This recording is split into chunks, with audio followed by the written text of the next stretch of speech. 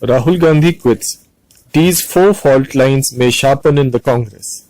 With his letter on Wednesday, 3rd July, Rahul Gandhi has made it clear that he will no longer be the president of the Congress party.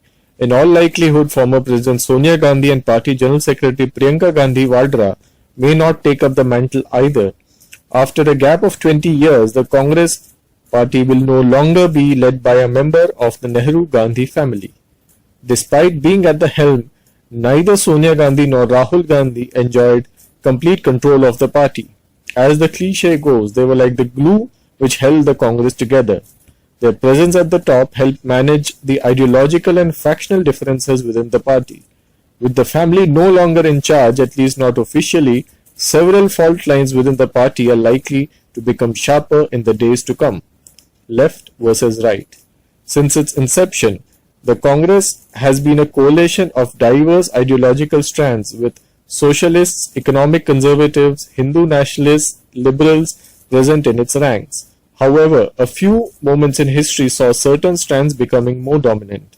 The socialist strand in the party gained prominence under Jawaharlal Nehru and the early part of Indira Gandhi's tenure. But the right wing, both social conservatives and free market advocates, gained prominence under Rajiv Gandhi in the 1980s and P.V. Narasimha Rao in the early 1990s. Leaders like Arun Nehru, who wielded considerable power, were known to be close to the Hindu right as well. The economic reforms of 1991 sealed the centrality of free market economics in the Congress's economic policy, but the Babri Masjid's demolition reflected the right wing's hold over the party, as the party had taken a weak position on the issue. Under the leadership of Sonia Gandhi, and particularly during Prime Minister Manmohan Singh's first term, the Congress stood for a nuanced mix of economic reforms and welfare schemes. In this period, Sonia Gandhi also ended the Congress's flirtation with the Hindu right that had taken place under Rajiv Gandhi and Narasimha Rao and brought the party back to Nehruvian secularism. After the Congress's dismal performance in the 2014 and 2019 Lok Sabha elections, one section in the party feels that it is paying the price for the alleged alienation of Hindus under Sonia Gandhi. This section also accuses Sonia and Rahul of being excessively dependent on leftists, which has alienated the middle class and corporates as well. Some of the pet targets of this section are former union ministers Jairam Ramesh and Manishankar Iyer and non-political figures who they see as Gandhi's advisors, such as social activist Anura Roy. Much of the recent brickbats have also been aimed at former JNU Students' Union President Sandeep Singh, who is originally from the left-wing All India Students Association and is now closely working with Rahul Gandhi's office. The anti-left-wing brigade in the Congress blamed Sandeep Singh for Rahul Gandhi's visit to JNU during the 2016 sedition controversy.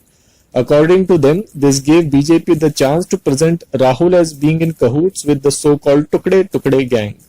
They also blamed the Congress's leftists for certain promises in the party's 2019 manifesto, such as the proposal to prevent misuse of sedition laws as well as the proposal to review AFSPA. This section now feels that there is a need to purge the leftists from the Congress. There is a counter perspective to this. Several sections within the Congress, many of whom worked closely with Rahul Gandhi, feel that there will now be an attempt to carry out a right-wing takeover of the Congress. There is also a fear in the Congress that any attempt to dilute the Congress's anti-right-wing position would compel minorities to shift to regional parties or parties like Asaduddin Owaisi's AIMIM.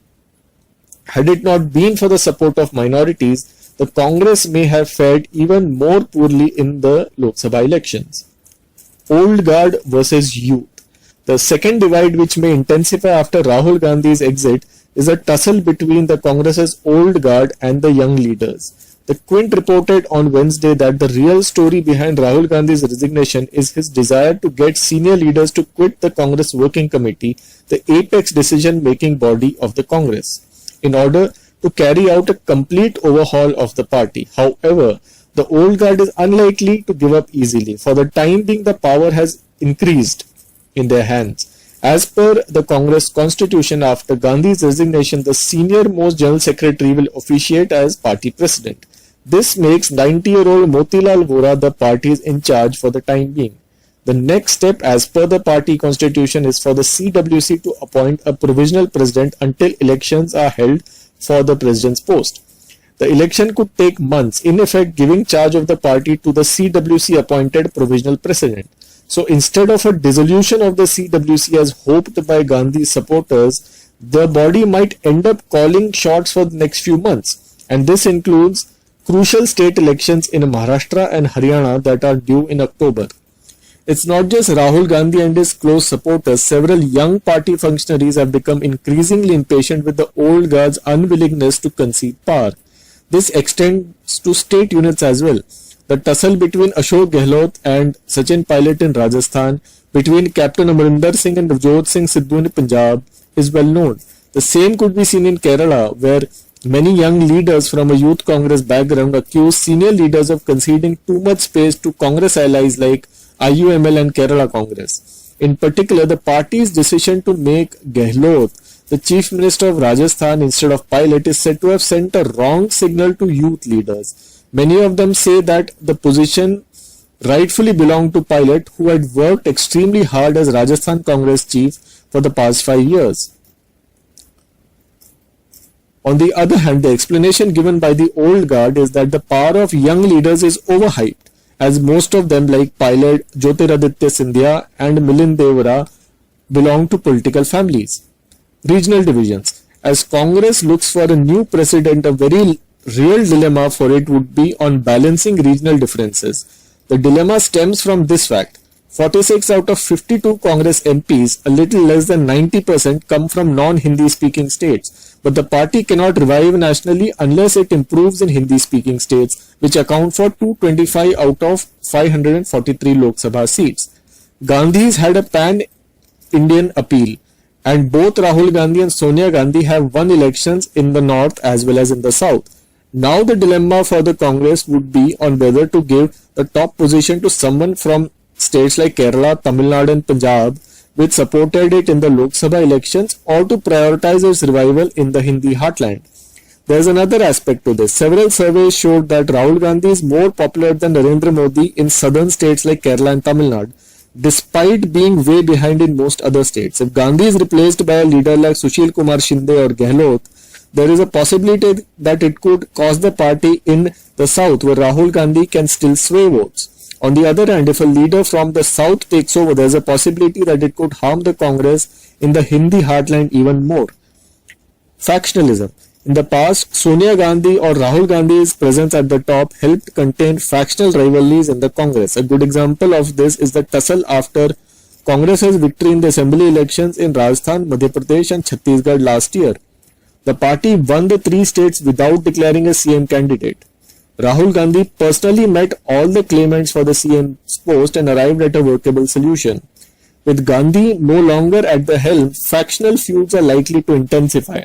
Some of the key tussles are: in Rajasthan, Ashok Gehlot versus Sachin Pilot. MP, Kamal Nath versus Jyotiraditya Scindia versus Digvijay Singh versus Arun Yadav. Kerala, I group led by Ramesh Chinnitala versus A group led by Umman Chandi and AK Antony. Karnataka, Sidramaiah versus G Parameshwara. Punjab, Captain Amarinder Singh and Sunil Jakhad versus Pratap Singh Bajwa and Navjot Singh Sidhu. Haryana, Bhupinder Singh Hooda and Dipinder Hooda versus Kumari Shalja, Randeep Surjewala, Ashok Tanwar and Kiran Chaudhary. Delhi, Sheila Dikshit versus Ajay Maken.